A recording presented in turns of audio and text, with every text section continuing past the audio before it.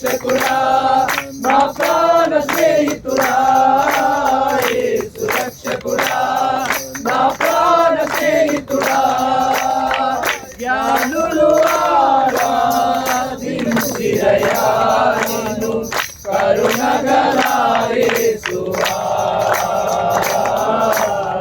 కరుణగల యేసువా యేసు రక్షకుడా నా ప్రాణ స్నేహితుడా యేసు రక్షకుడా నా ప్రాణ స్నేహితుడా యేసు రక్షకుడా నా ప్రాణ స్నేహితుడా యేసు రక్షకుడా నా ప్రాణ స్నేహితుడా యేసు రక్షకుడా నా ప్రాణ స్నేహితుడా యేసు రక్షకుడా నా ప్రాణ స్నేహితుడా. హల్లెలూయా హల్లెలూయా. అందరం చేతులు పైకి లేపి హల్లెలూయా చెప్దామా? హల్లెలూయా హల్లెలూయా హల్లెలూయా.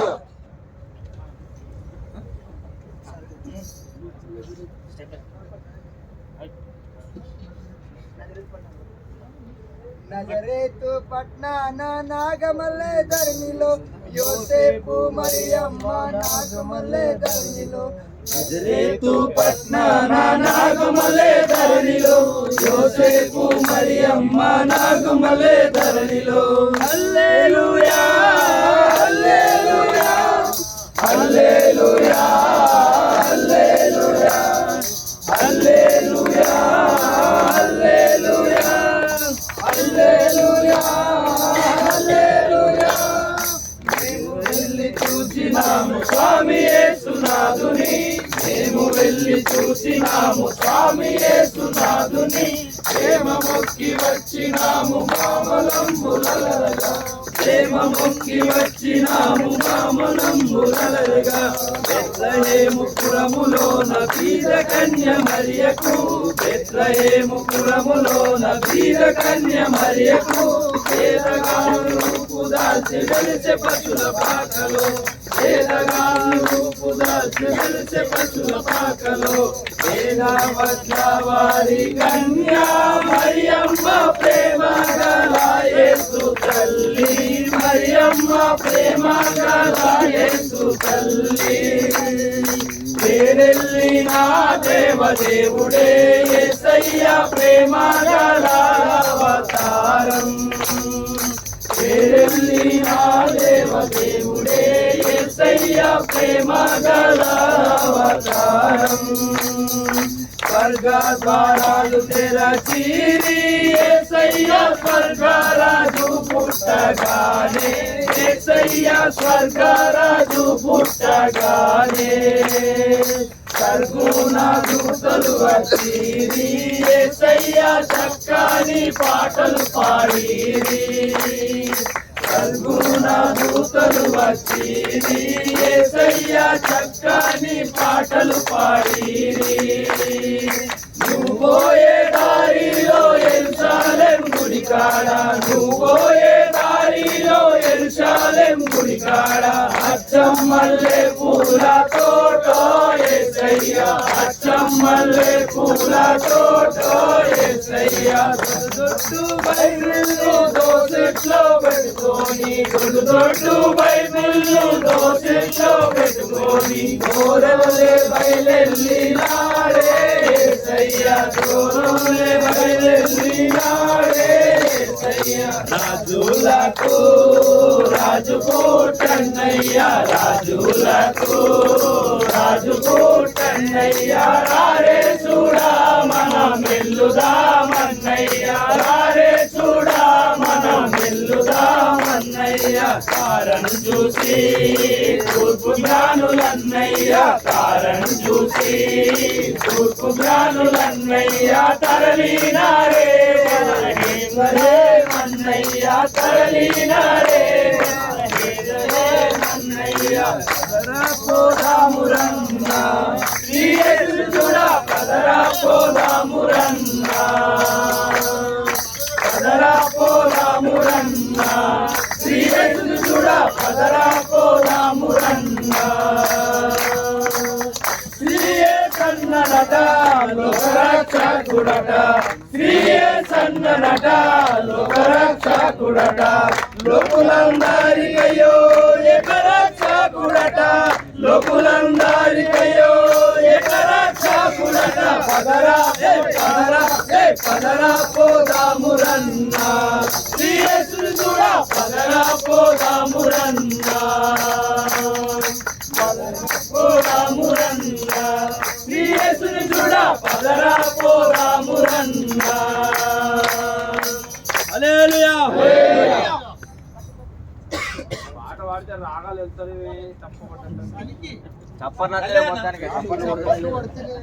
కరంగా లేదే గుండె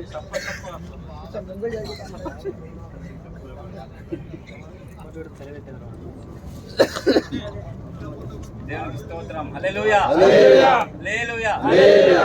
వెనక నుంచి సౌండ్ రావాలి. హల్లెలూయా వెనక నుంచి ఇంకా మంచి పాటలు పాడి దేవుని మహిమపరచడానికి కూడా సహోదరులందరికీ సంఘ పక్షాన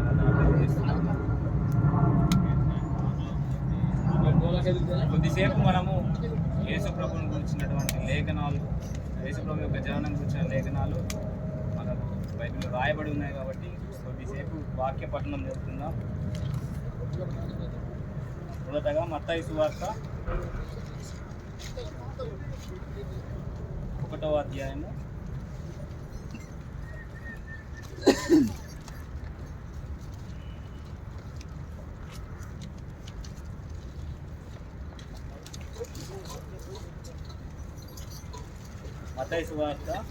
1వ అధ్యాయము 18 నుంచి 20 వరకు మన మధ్యలో ఉన్న భాస్కర్ అన్న.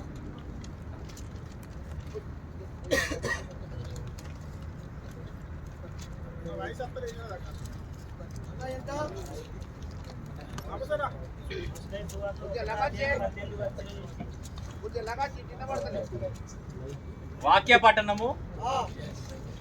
మొదటి వాక్య పఠనంగా మత్తయి సువార్త 1వ అధ్యాయము 18 నుంచి 20 వరకు మన మధ్యలో ఉన్న భాస్కర్ అన్న మనకు చదివి వినిపిస్తారు.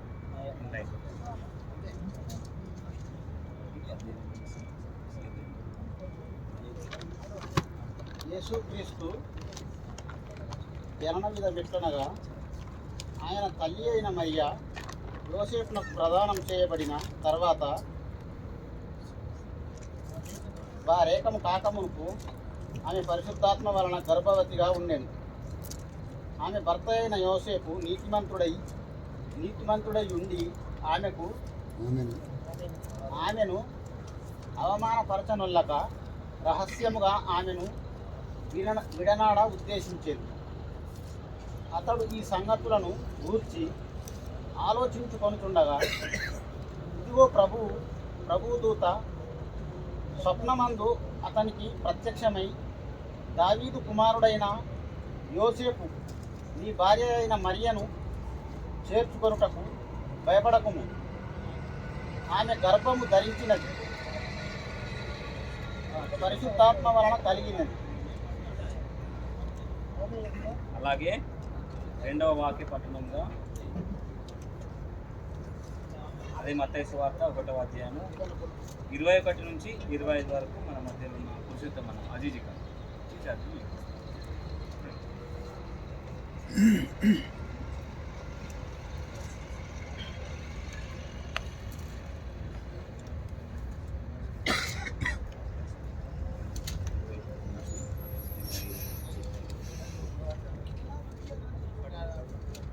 స్తోత్రములు. హల్లెలూయా. ఆమె కుమారుని తన ప్రజలను వారి పాపము నుండి ఆయనే రక్షించును గనుక ఆయనకు యేసు అను పేరు పెట్టుదు అనేను. ఇదిగో కన్యక గర్భవతి కుమారుని కనును, ఆయనకు ఇమ్మానుయేలు అను పేరు పెట్టుదురు అని ప్రభువు తన ప్రవక్తల ద్వారా పలికిన మాట నెరవేరునట్లు ఇదంతయు జరిగింది. ఇమ్మానుయేలు పేరునకు భాషాంతరము దేవుడు మనకు తోడని అర్థం. యోసేపు నిద్ర మేలుకొని ప్రభువు దూత తనకు ఆజ్ఞాపించిన ప్రకారం చేసి తన భార్యను చేర్చుకొని ఆమె కుమారుని కను వరకు ఆమెను ఎరగకుండెను. అతడు ఆ కుమారునికి యేసు అని పేరు పెట్టాను. హల్లెలూయా. దేవుని నామానికి స్తోత్రములు. మరి నేను చదువుకోలేను అక్షర కింద అప్పుడు దేవుడు మరి నాకు దేవుడే నేర్పాడు చదువు. దేవునికి స్తోత్రములు. మరి మీ మధ్యలో మరి నేను దుబాయ్ రాను అనుకున్నా, మళ్ళీ వయసు అయిపోయింది, నేను దుబాయ్కి రాని అనుకున్నా, మళ్ళీ దేవుడు నడిపించాడు మీ మధ్యలో. మీకు అందరికీ నా యొక్క వందనాలు. Happy Christmas. Merry Christmas. Happy Christmas. పల్లవి పాడాలి. ఎంత దీనాతి దీనము ఓ యేసయ్యా, నీ జననమెంత దయనీయము, తలుచుకుంటే నా గుండె తడబడి కరిగి నీరవుచున్నది. ఎంత దీనాతి దీనము ఓ యేసయ్యా, చల్లగాలిలో చాటులేక నాలుగు మూలలా చలి పుట్టెనయ్యా. చల్లగాలిలో చాటులేక నాలుగు మూలలా చలి పుట్టెనయ్యా. పసికందువై ఓ యేసయ్యా, తల్లి బోడిలో ఒదిగినావయ్యా. ఎంత దీనాతి దీనము ఓ యేసయ్యా, నీ జననమెంత దయనీయము, తలుచుకుంటే నా గుండె తడబడి కరిగి నీరవుతున్నది. హల్లెలూయా. అలాగే వాక్య పఠనంగా దానికంటే ముందు ఒకసారి అందరం లేచి నిలబడదాం. ఉన్న పాటన అందరం కూడా లేచి నిలబడదాం. మీ బైబిల్ పట్టుకొని లేచి నిలబడండి. జాగ్రత్త. ఓకే, అట్లనే కొంచెం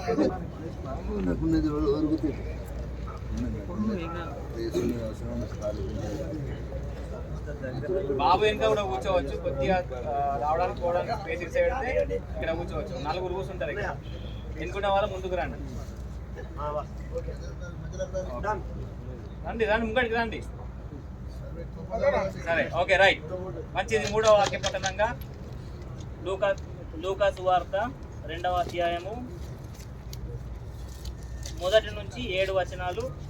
మన మధ్యలో ఉన్న జయరాజన్ అల్కూజ్ ఎక్కడ ఉన్నాడు? రావాలి, పర్లేదు. లూకా సువార్త 2వ అధ్యాయము మొదటి వచనం నుంచి 7 వచనాలు మన మధ్యలో జయరాజన్ నాడు చదివి వినిపిస్తాడు. ఆ దినములలో సర్వలోకమునకు ప్రజాసంఖ్య రాయవలనని కైసరియు ఐగుస్తు వలన ఆజ్ఞ ఆయను. ఇది కురేనియ సిరియా దేశమునకు అధిపతి అయి ఉన్నప్పుడు జరిగిన మొదటి ప్రజా సంఖ్య. అందరూ ఆ సంఖ్యలో రాయబడుటకు తమ తమ పట్టణమునకు వెళ్ళిరి. యోసేపు దావీదు వంశములోను గోత్రములోను పుట్టినవాడు గనుక తనకు భార్యగా ప్రదానము చేయబడి గర్భవతి అయి ఉండిన మరియతో కూడా ఆ సంఖ్యలో రాయబడుటకు గలిలయలో నుండి నజరేతు నుండి యోర్దానులోని బెత్లెహేము అనబడిన దావీదు ఊరునకు వెళ్ళెను. వారక్కడ ఉన్నప్పుడు ఆమె ప్రసవ దినము నిండెను కనుక తన తొలిచూలు కుమారుణ్ణి కని పొత్తికుట్టలతో చుట్టి సత్రములో వారికి స్థలము లేనందున ఆయన పశువుల తొట్టిలో పరుండబెట్టబడెను. అలాగే 2వ అధ్యాయము 8 నుంచి 14 వరకు మన మధ్యలో ఉన్న స్వామి అన్న ఫార్నెక్ ఉన్నాడా? అక్కడ నిల్చుంటే నిల్చో, నో ప్రాబ్లం. లైట్ ఉంది కాబట్టి. ఆ దేశములో కొందరు గొర్రెల కాపరులు పొలములో ఉండి రాత్రి వేళ తమ మందను కాచుకొనుచుండగా ప్రభు దూత వారి యొద్దకు వచ్చి నిలిచెను. ప్రభు మహిమ వారి చుట్టూ ప్రకాశించినందున వారు మిక్కిలి భయపడిరి. అయితే ఆ దూత, భయపడకుడి, ఇదిగో ప్రజలందరికీ కలగబోవు మహా సంతోషకరమైన సువార్తమానము నేను మీకు తెలియజేయుచున్నాను. దావీదు పట్టణమందు నేడు రక్షకుడు మీ కొరకు పుట్టియున్నాడు. ఈయన ప్రభు అయిన క్రీస్తు. దానికిదే మీ కానవాలు. ఒక శిశువు పొత్తిగుడ్డలతో చుట్టబడి ఒక తొట్టిలో పండుకొని యునుట మీరు చూచిరని వారితో చెప్పెను. వెంటనే పరలోక సైన్య సమూహము ఆ దూతతో కూడా నుండి సర్వోన్నతమైన స్థలములలో దేవునికి మహిమయు ఆయనకిష్టులైన మనుషులకు భూమి మీద సమాధానమును కలుగునుగాక అని దేవుని స్తోత్రం చేయుచుండెను. అదే 2వ అధ్యాయం 17 నుంచి 20 వరకు.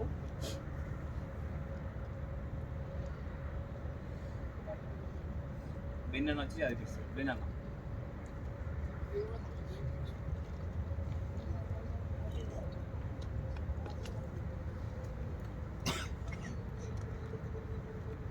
ఆ దూతలు తమ యొద్ద నుండి పరలోకమునకు వెళ్ళిన తర్వాత ఆ గొర్రెల కాపరులు జరిగిన ఈ కార్యమును ప్రభువు మనకు తెలియజేసి ఉన్నాడు.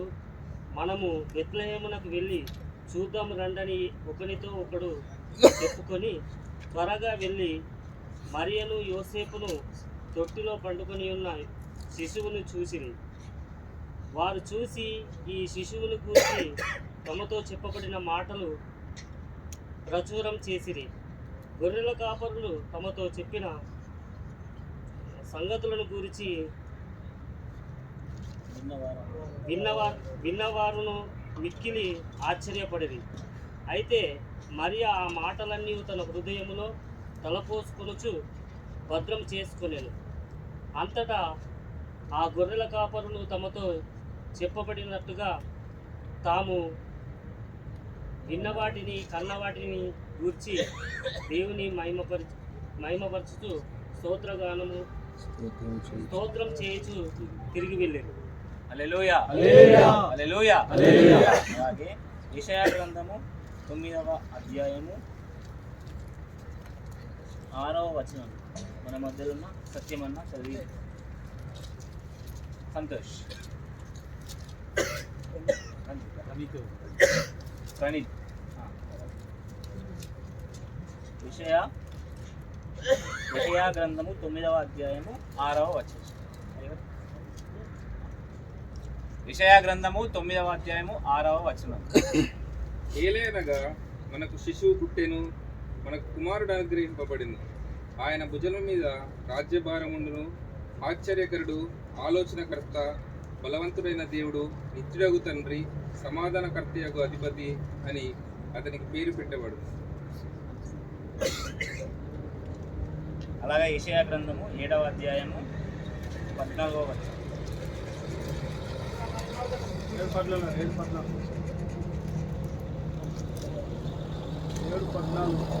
యెషయా గ్రంథము 7వ అధ్యాయము 14వ వచనము.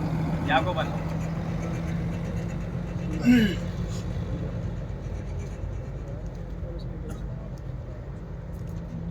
కాబట్టి ప్రభు తానే రాజక సూచన మీకు చూపును. ఆలకించుడి, కన్యక గర్భవతి అయి కుమారుని కని అతనికి ఇమ్మానుయేలు అను పేరు పెట్టు.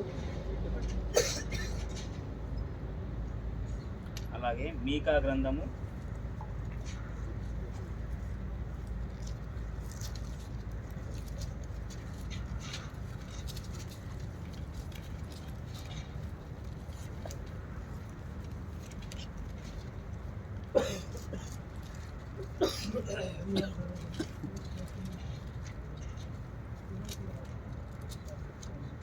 5వ అధ్యాయము 2వ వచనం. మీకా 5:2. రంజిత్.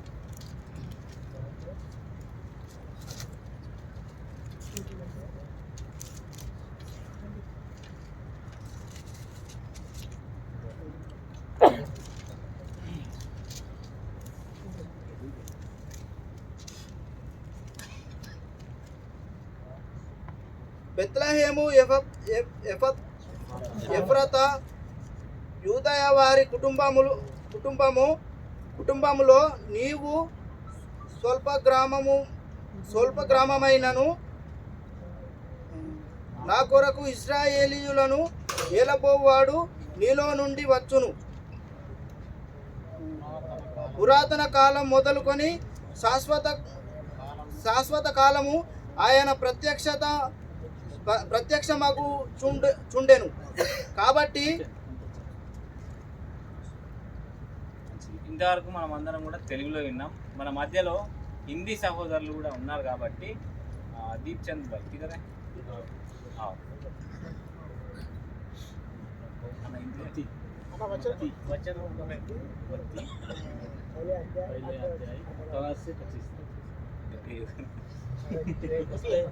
मत्ती पुस्तक पहले अध्याय 18 से 25 तक।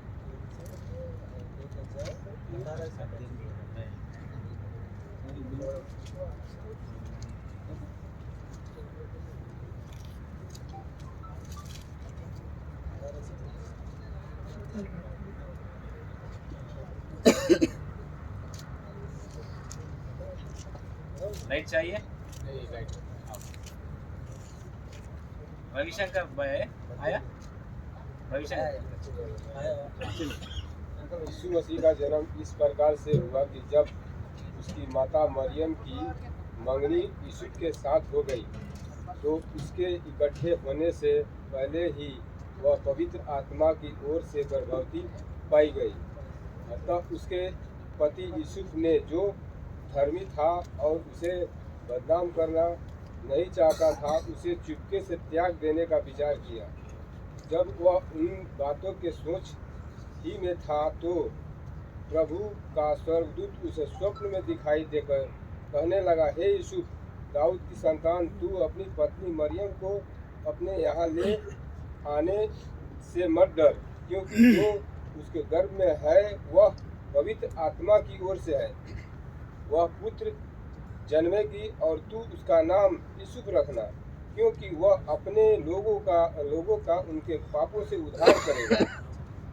यह सब इसलिए हुआ कि जो वचन प्रभु ने भविष्यवक्ता के द्वारा कहा था वह पूरा हुआ। देखो, यह कुंवारी गर्भवती होगी और एक पुत्री जन्म लेगा और उसका नाम एलमुलियम रखा जाएगा, जिसका अर्थ है परमेश्वर हमारे साथ है। तब यूसुफ नींद से जगकर प्रभु के दूत को आज्ञा के अनुसार अपनी पत्नी को अपने यहाँ ले आया और जब तक वह पुत्र न जन्मी तब तक वह उसके पास न गया और उसने उसका नाम यूसुफ रखा।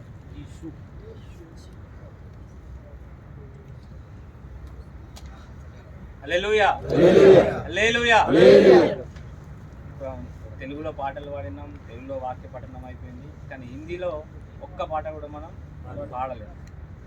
ప్రభాకర్ అన్న వచ్చి షోర దునియా పాట పాడి దేవుని మహిమపరుస్తారు. ఇంకా అన్నతో పాటు ఎవరైతే కోరస్ ఇవ్వాలనుకున్నా అందరూ కూడా आप लोग भी गा सकते अपना पास्टर जी का साथ, शोर दुनिया में ये हो गया।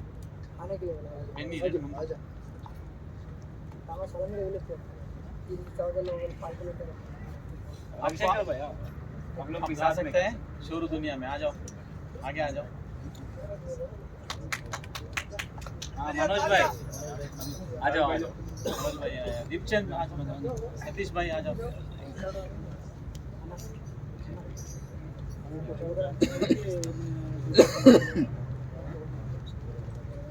యాకమన్న దయచేసి ముందుకు రండి, కొంచెం పని ఉంది మీతో.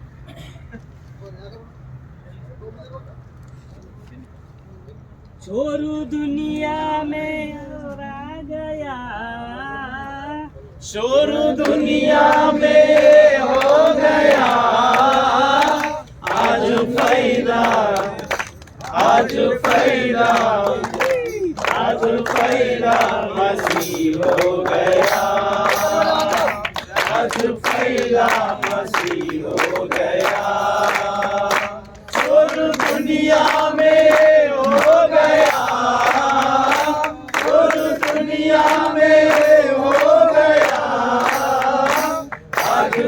फैला मसीह हो गया, आज फैला मसीह हो गया। रात में भेड़ों को चराते थे, गडरियों रात में भेड़ों को चराते थे, गडरियों रात में भेड़ों को चराते थे, गडरियों रात में भेड़ों को चराते थे। संदेश ये हो गया, शुद्ध संदेश ये हो गया, आज पैदा मसीह हो गया, आज पैदा मसीह हो गया।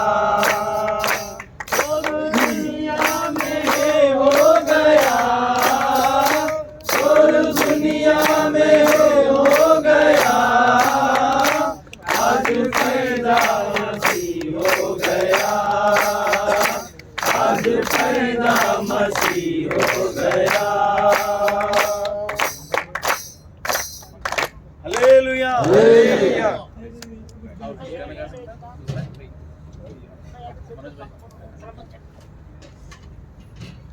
गाओ गाओ మనోజ్ భాయ్ ఓకే మంచిది. అందరం కూడా ఒకసారి మన హిందీ సహోదరులను బట్టి చప్పలు కొడుతూ దేవుని మహిమపడదాం. ఇంతమంది తెలుగు సహోదరుల మధ్య నలుగురు ఐదు హిందీ సహోదరులు వారు కంటిన్యూగా ఆదివారం కూడా దేవుని సన్నిధిలో చేస్తూ బలపడుతున్నారు. అందుని బట్టి దేవునికి మహిమ కలుగును గాక. ఇంకా వారి గురించి ప్రార్థన చేద్దాం. వారు చేస్తున్న ఉద్యోగాలు, వారి కుటుంబాల గురించి కూడా మనందరూ కూడా ప్రార్థన చేయాల్సిన అవసరం ఎంతైనా ఉన్నది. కాబట్టి అందరూ కూడా మీ యొక్క ప్రార్థనలో బాబు వాయిస్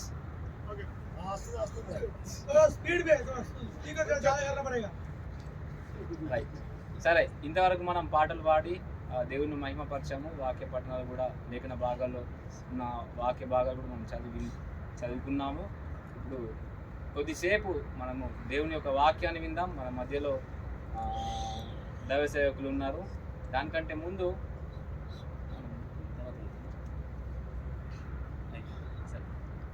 మన దైవ సేవకులు మన మధ్యలో ఉన్నారు. పాస్టర్ రాల సోలమోన్ గారు మన మధ్యలో ఉన్నారు. కాబట్టి వారు కొద్దిసేపు వచ్చి దేవుని వాక్యాన్ని మనందరికీ అందిస్తారు. అందరం కూడా చప్పలు కొడుతూ వారిని గట్టిగా.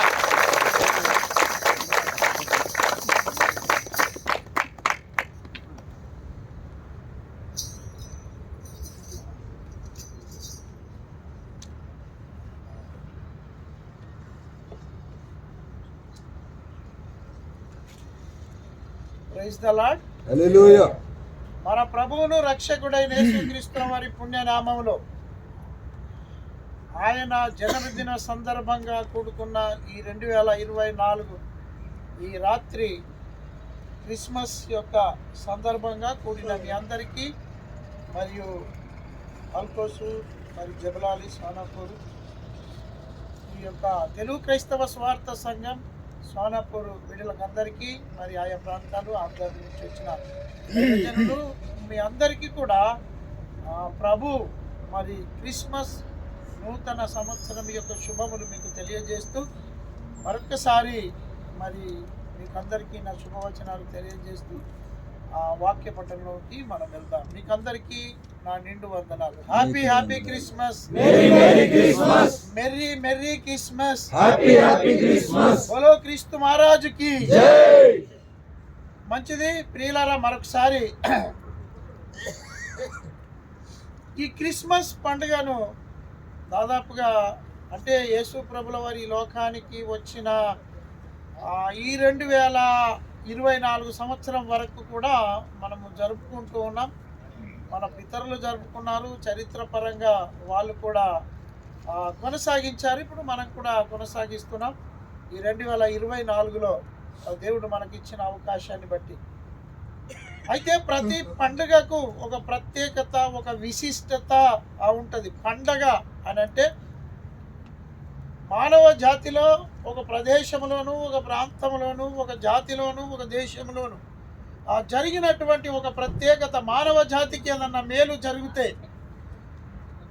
దాన్ని జ్ఞాపకం ఉంచుకొని ఇంకొక తరాన్ని తెలియజేయడానికి, ఆ తరాలకు తెలియజేయడానికి ఇంకొక తరం వారు దాన్ని ఆచారంగా లేదా ఒక పద్ధతిలో దాన్ని పండుగను, ఒక విశిష్టతను, దానికి ఒక దినాన్ని, తేదీని, ఒక వారాన్ని, ఆ నెలను జ్ఞాపకం చేసుకుంటూ ఈ యొక్క మన తరములో ఈ సంఘటన మన మానవ జాతికి ఒక మంచి జరిగింది కాబట్టి దీన్ని మర్చిపోకుండా ప్రతి జాతికి మన తరం వెంబడ మానవ జాతి గతించిపోతుంది కనుక అలా గతించిపోకుండా దీన్ని జ్ఞాపకం చేసుకున్నాలనే ఉద్దేశంతో ఈ మానవ జాతి కొన్ని పండగలు, కొన్ని ఆచారాలు, కొన్ని పద్ధతులు, ఏ పండుగ అయినా, ఏ పరిస్థితి అయినా, ఏ దేశమైనా కొన్ని పండుగలు చేస్తూ ఉంటాయి. దానికి ఒక ప్రతిష్టత, దాని విశిష్టత, దాని పనితీరు, దాని మేలు, దాన్ని అనుభవించినటువంటి విషయాలు అనేటువంటి చరిత్రపరంగా రాసుకుంటూ వస్తూ ఉన్నారు. ఈ భూమి మీద రకరకాల పండుగలు, పరిస్థితులు ఉన్నాయి. అయితే ఈ క్రిస్మస్ పండుగ ఎవరికి అని అంటే, సృష్టిని చేసిన దేవునికి, సృష్టిలో ఉన్న మానవుడికి ఈ ఏర్పడ్డటువంటి పండుగ. ఇది ప్రపంచ పండుగ. ఇది పరలోకములో దేవుడు ఏర్పరిచిన పండుగ. పరలోకము నుంచి దేవుడు భూలోకానికి వచ్చిన పండుగ. తన స్వరూపంలో తన పోలికలో చేసుకున్న దేవుడు మళ్ళీ తన యొక్క స్వరూపంలో చేసుకున్న మనిషిని తనలో కలుపుకునడానికి వచ్చిన పండుగ, హత్తుకునడానికి వచ్చిన పండుగ, ఎత్తుకునడానికి వచ్చిన పండుగ, నడుపుకునడానికి వచ్చిన పండుగ, తోడుండడానికి వచ్చిన పండుగ, తోలుకపోవడానికి వచ్చిన పండుగ. దేవునికి స్తోత్రం. ఇది ఆచార పండుగ కాదు, ఇది అజ్ఞానపు పండుగ కాదు, ఇది అనంతమైన దేవుని యొక్క నిర్ణయ ప్రకారము చేసిన కాలములో ఒక చరిత్రలో దేవుడు చేసిన పండుగ. దేవునికి స్తోత్రం. అయితే క్రీస్తు ఈ లోకానికి వచ్చిన 2000 సంవత్సరాల క్రితం మనం లెక్కలేసుకున్నాం. క్రిస్మస్ పండగ అంటే, లేకుంటే క్రిస్మస్ అంటే యేసు ప్రభు పుట్టిన జన్మదినాన్ని, విశిష్టతను తెలియజేసేది కాదు. క్రిస్మస్ అంటే దేవుణ్ణి, క్రీస్తును ఆరాధించదాము రండి అని. క్రిస్మస్ అంటే ఈయననే ఆరాధనకు యోగ్యుడు అని. క్రిస్మస్ అంటే ఈయన సృష్టికర్త అని. క్రిస్మస్ అంటే ఈయన పూజింపదగినవాడు అని. మాస్ అనే పదాన్ని ఇది దైవికమైనటువంటి ఒక సృష్టికర్తకే వాడతారు, ఇంకా ఎవరికి వాడడానికి వీలు లేదు. మాస్ అంటే ఆరాధన, ఆరాధనకు యోగ్యుడు, ఆరాధనకు దైవమా, ఆయనే ఆరాధించేటువంటి వాడని ఈ యొక్క గ్రీకు మరి ఇక్కడున్నటువంటి ఆ భాషల పరంగా ఆ మాసును వాడారు. ఈ మాస్ అనే పదం ఎవరికి వాడడానికి ఈ సృష్టిలో ఎవరు అర్హులు కాదు. అంటే మాస్ అని అంటే పూజిద్దాం, ఆరాధన చేద్దాం, ఆయనకే సాగిల పడదాం, ఆయననే మనము ఎల్లకాలము స్తుతిద్దాం అనేటువంటి మాట క్రిస్మస్ అని పెట్టారు. క్రిస్టోస్ లేదా క్రీస్తు అంటే క్రీస్తు, క్రిస్టోస్, మాస్ అంటే ఆరాధన అని పెట్టారు. మరి క్రీస్తును ఆరాధిస్తున్నాం కదా, ఆయన 2000 సంవత్సరాల క్రితం అని మనకు ఆలోచన.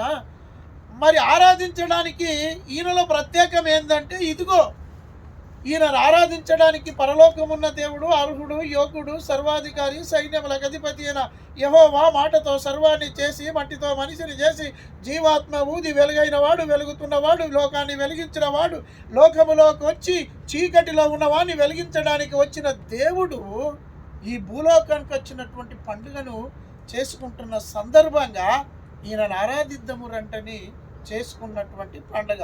దేవునికి స్తోత్రం.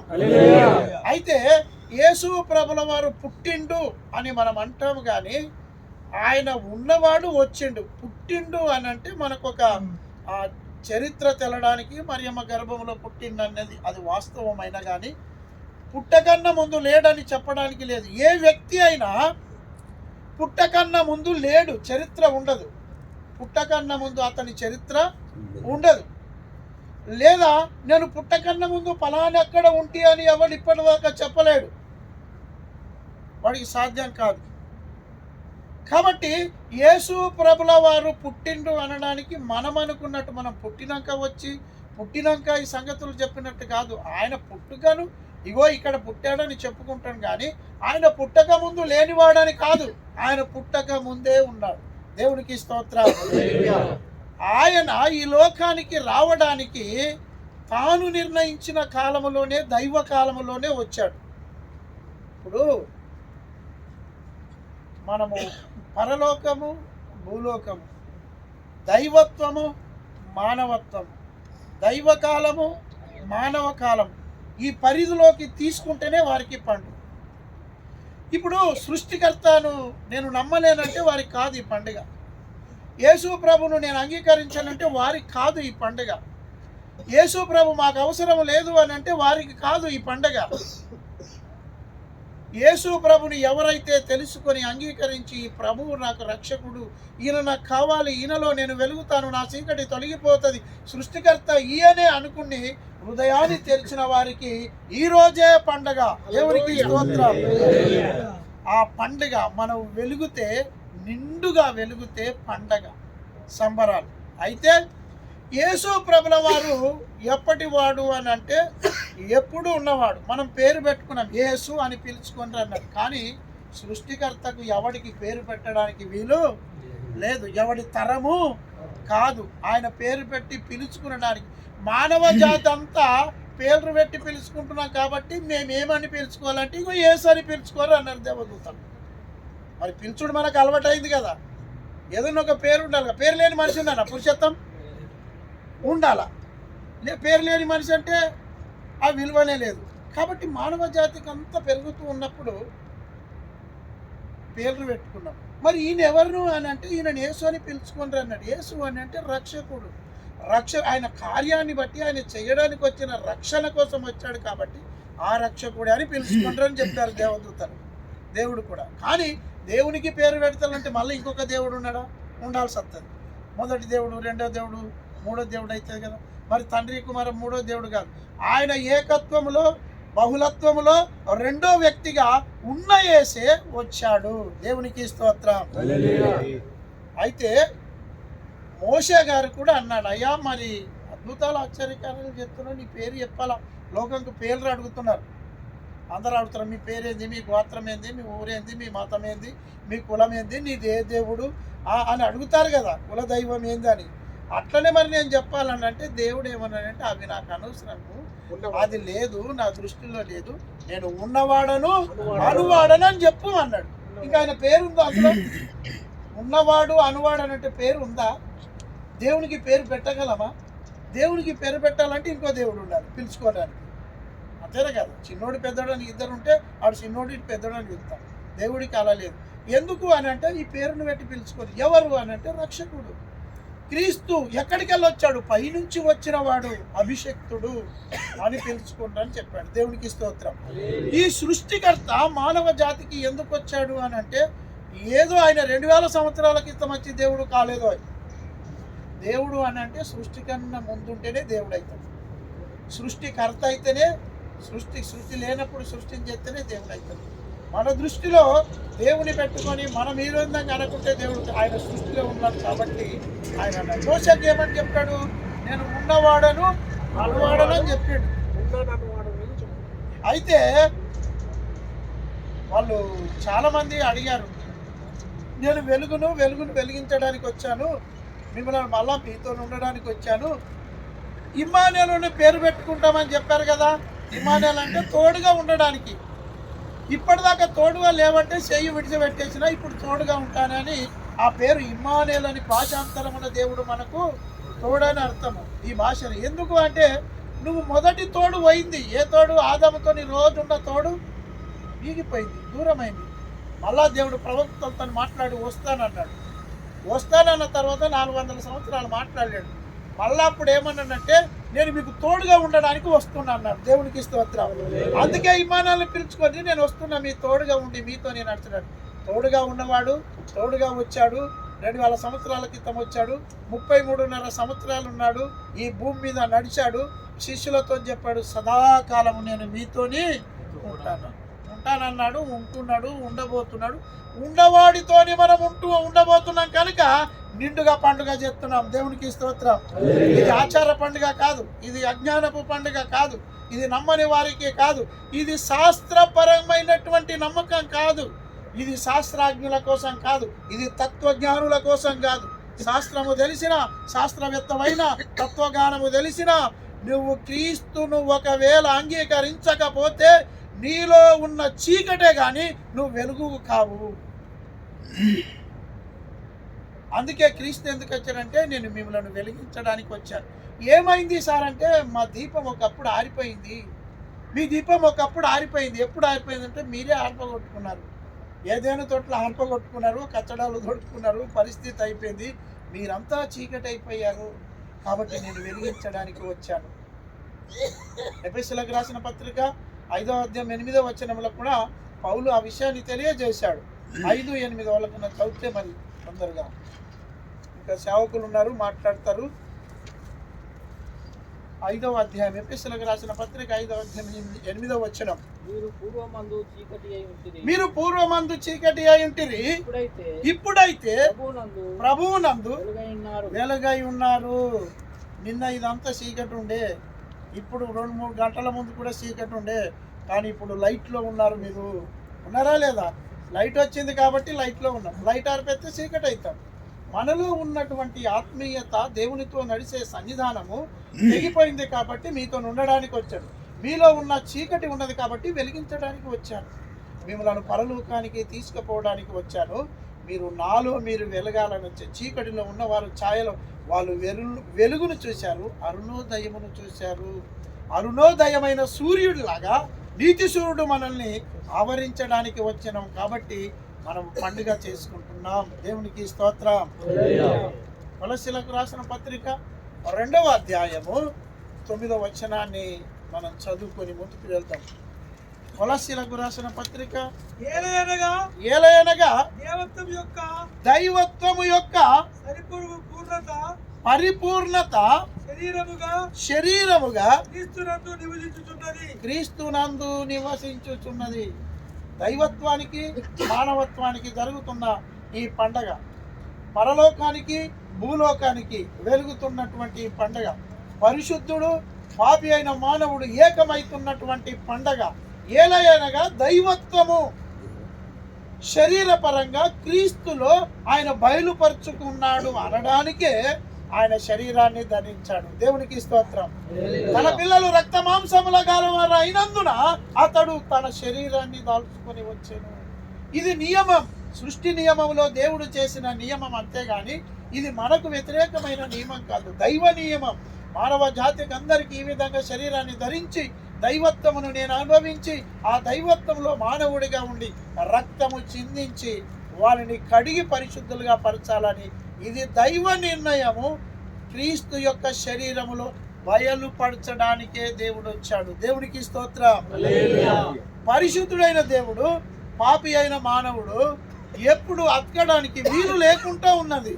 కానీ క్రీస్తు శరీరాన్ని ధరించి ఏమయ్యాడంటే దైవత్వానికి దైవత్వము, మానవత్వానికి మానవత్వంగా ఉండి ఈ మానవత్వం ఉన్న మనిషిని దైవత్వంలోకి తెచ్చి ఈ దైవత్వంలో నుంచి ఆ దైవత్వానికి ఏకం చేయడానికి యేసు ప్రభుల వారు ఈ లోకానికి వచ్చారు. దేవునికి స్తోత్రం. యేసు క్రీస్తుల వారు సంపూర్ణ దేవుడు, యేసు క్రీస్తుల వారు సంపూర్ణ మానవుడు. క్రీస్తులో 2 ఉన్నాయి, ఒకటి దైవత్వము, ఒకటి మానవత్వం. ఒకటి దైవత్వము, ఒకటి మానవత్వం. మానవత్వముతోని ఆదామును మనిషినైన మనను పట్టుకున్నాడు, దైవత్వముతోని దైవమైన దేవుణ్ణి పట్టుకున్నాడు. ఇప్పుడు పాపి అయిన మనుషుడు దైవత్వాన్ని వెళ్ళడానికి పట్టుకునడానికి వాళ్ళకు తరం కాదు, మనిషి ఉండలేడు. మనిషి ఆ స్థాయికి చేరు అనంతమైన దేవుణ్ణి మనం అక్కడికి వెళ్ళడానికి మనకు సాధ్యం కాదు. ఆయనను అనుభవించడానికి, చూడడానికి, ఆయనను ఉండడానికి, ఆ వెలుగులో ఉండడానికి మనకు తరం కాదు, ఆ యోగ్యత మనకు లేదు. క్రీస్తే ఆ మహిమనంతా తగ్గించుకొని ఒక మానవుడిగా వచ్చి మనలో ఉన్న పరిస్థితి ఎలా మనం ఉండగలమో ఆయనతో సన్నిధినం చేయగలమో, నడవగలమో, ఆయన చేతులు పట్టుకునగలమో, కౌగిలించగలమో, ఆయన కాళ్ళు పట్టుకొని ఆరాధించగలము. అంత చిన్నగా వచ్చిందే క్రిస్మస్. ఒకవేళ దేవుడు అంత దైవత్వంతో ఒకవేళ అయితే మనం ఆయనలో ఉండడానికి మనకు వీలు కాదు. కాబట్టి ఈ మానవత్వముతోని మనిషిని పట్టుకున్నాడు, దైవత్వముతోని దైవాన్ని పట్టుకున్నాడు. ఇప్పుడు మనల్ని ఏకం చేయడానికి ఈ యొక్క కోల్పోయినటువంటి దేవుని యొక్క సన్నిధి తెగిపోయిన దాన్ని, మనలోకి వచ్చిన చీకటిని తొలగించి వెలిగించి తెగిపోయిన దాన్ని అతకజేయడానికి దేవుడు పాపినైన మనల్ని పరిశుద్ధునిగా చేసి పరిశుద్ధినితో ఏకం చేస్తున్న పండుగనే క్రిస్మస్ పండుగ. ఆమేన్. మనం వెలుగుతే, దేవుణ్ణి నింపుకుంటే, చీకటి తొలగిపోతే, పాపినని గ్రహిస్తే, దేవుని రక్తంలో ఆయనను అంగీకరిస్తే, ఆయన రక్తంలో కడగబడి పరిశుద్ధునైతే, క్రీస్తును ధరించుకున్న వాళ్ళమైతాము. అప్పుడు మనము నిండుగా వెలుగుతాము. దేవునికి స్తోత్రం.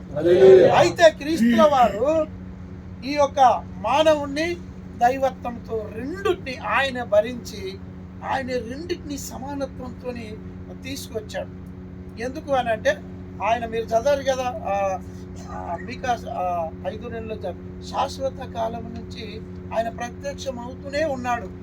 కానీ మనిషి పరిశుద్ధుడు కాలేకపోయాడంటే దేవుడు పరిశుద్ధంగా వచ్చి ఆ నిలుస్తున్న స్థలంలో ఉన్నాడు. కానీ యేసుక్రీస్తుల వారు మానవత్వాన్ని ధరించి మనిషిని దగ్గరికి తీసుకొని మళ్ళా తిరిగి దేవునితో ఏకం చేసేటువంటి అవకాశము లేదు. మోసే గారు కూడా ఆ పశువులను కాస్తున్నప్పుడు ఆ పొదంతా కాలిపోతున్నది. కాలిపోయి అది ఏదో వింతని దగ్గరికి పోయి చూస్తే చెప్పులు విడుమన్నాడు. అంటే ఈ మోసే గారు వెళ్ళి ఆ మండుతున్నటువంటి ఆ పొదను చూడడం కానీ, ముట్టడం కానీ, అనుభవించడం కానీ చూసడానికి మోసకు తరమైతలేదు. కానీ స్వరం వచ్చింది, మోసే ఈ ఉన్న స్థలం అంతా పరిశుద్ధము, నువ్వు చెప్పులు విడుమన్నాడు. అరే అట్లయితే మనిషి మాట్లాడుతున్నావు కదని మోసే ముట్టుకునడానికి వీల్లేదు. బగబగా మండిపోతున్నది పొగంతా. వచ్చాడు ఎన్నోసార్లు దేవుడి భూలోకానికి వచ్చాడు. కానీ మనిషి దేవునితో పట్టుకునడానికి, ఆయనలో ఒదిగిపోవడానికి ఈ పరిశుద్ధమైనటువంటి వెలుగు ఈ మానవుడికి తరం కాకుండా చేస్తున్నది. తట్టుకోలేడు. అందుకే క్రీస్తు మళ్ళీ ఏమంటే తగ్గించుకొని మానవత్వాన్ని ధరించి దైవత్వాన్ని తోడు చేసి దగ్గరికి రమ్మని పిలిచి హత్తుకొని కడిగి పరిశుద్ధపరిచి తండ్రికి అప్పచెప్పడానికి వచ్చాడు. దేవునికి స్తోత్రం. అందుకే ఇప్పుడు క్రీస్తు తగ్గించుకొని వచ్చాడు, మనుషుడిగా వచ్చాడు, మనతో నడిచాడు.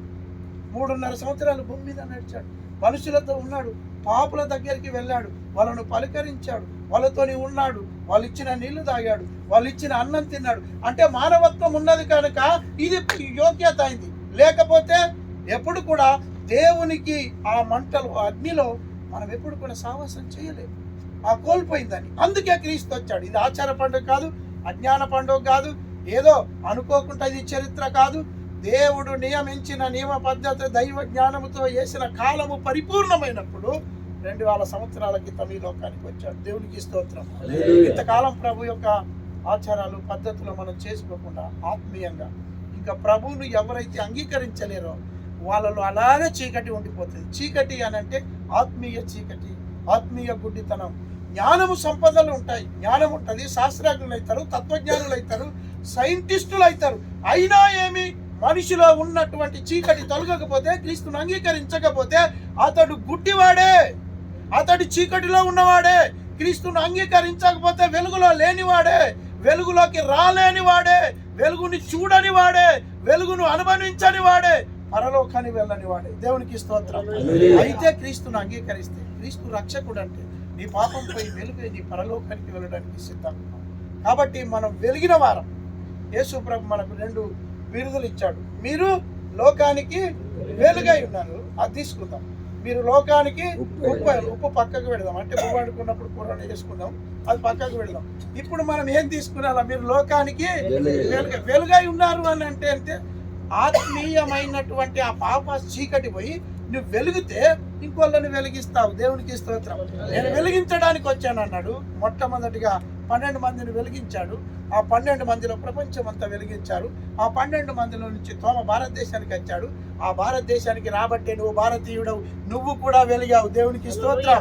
నేను కూడా వెలిగాను. ఆ తోమను బట్టి, తోమ వెలిగించిన నువ్వు ఈ రోజున కూడా క్రీస్తుని అంగీకరించి ఇంకా రక్షణ లేకపోతే ఆ చీకటిలోనే ఉంటే ప్రభు దగ్గరికి, వెలుగు దగ్గరికి వచ్చి వెలిగిస్తున్న యేసు క్రీస్తును అంగీకరించి నీ హృదయం తెరిచి రక్షణ పొందితే నేడే ఈ రోజు క్రిస్మస్ పండుగ. కాబట్టి మనం పండుగ చేస్తున్నాం, అందరం వెలిగాం. రక్షణ పొందిన వారందరూ వెలిగిన వారే, ప్రభువును అంగీకరించిన వారందరూ ఆ క్రీస్తులో ఉన్నవారే. వాళ్ళు పండుగ ఇంకా లేని వారేమని ఉంటే ఈ రాత్రి, ఈ 2024 సంవత్సరంలో ఇంకా మీ హృదయాలు తెరిస్తే దేవుడు వచ్చి తలుపు తడుచున్నాడు.